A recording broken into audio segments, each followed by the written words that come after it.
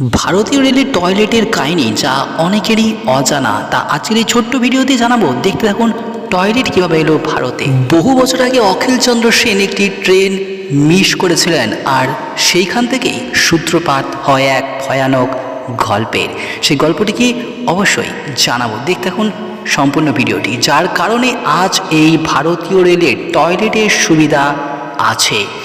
তো কি হয়েছিল, বিংশ শতাব্দীর শুরুর দিকে অখিলবাবু ট্রেনে ভ্রমণ করছিলেন, কিন্তু কাঁঠাল খাওয়ার কারণে হঠাৎই তার পেটে ব্যথা শুরু হয়ে যায়। প্রকৃতির ডাকে বাধ্য হয়ে তাকে আহমদপুর স্টেশনে ট্রেন থেকে নামতে হয়, কিন্তু যখন তিনি টয়লেট থেকে ফিরে আসেন ততক্ষণে তার ট্রেনটি চলে গিয়েছিল।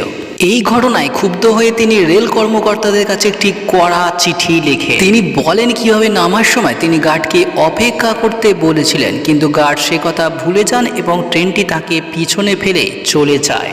এরপর তিনি দৌড়ে ট্রেন ধরার চেষ্টা করেছিলেন, যার ফলে তার ধুতি খুলে যায় এবং অনেক লোকের সামনে তাকে অপমানের মুখোমুখি হতে হয়। এই চিঠিতে তিনি হুমকি দিয়েছিলেন যে যদি এর কোনো ব্যবস্থা গ্রহণ করা না হয় তাহলে তিনি এই ঘটনাটি সংবাদপত্রে জানাবেন। এই হুমকিপূর্ণ চিঠিটি রেলওয়ে কর্মকর্তাকে ভাবতে বাধ্য করে, আর এরপর থেকেই সকল দূরপাল্লার ট্রেনে জেনারেল কোচগুলিতে টয়লেট তৈরি করা হয়। তাহলে পরের বার যখন আপনি ট্রেন টয়লেট ব্যবহার করবেন তখন অখিলবাবুকে মনে মনে অবশ্যই একটা ধন্যবাদ জানাবেন।